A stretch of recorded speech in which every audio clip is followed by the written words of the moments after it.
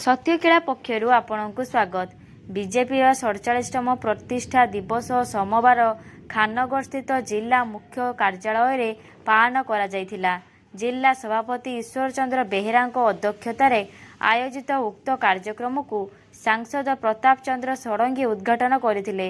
कार्यक्रम प्रारंभ में जिला सभापति श्री बेहेरा दलीय पताका उत्तोलन सह सामूहिक वंदे मातरम संगीत गान करा जायथिला।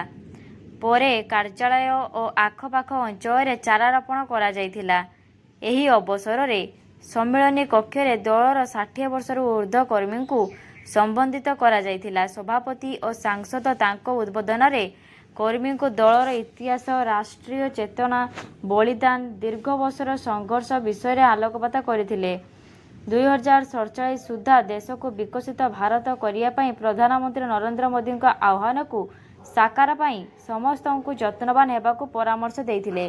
साधारण संपादक चंद्रशेखर नंद, सभा कार्य परिचालना संपादक चित्तरंजन पंडा धन्यवाद अर्पण करथिले। धन्यवाद।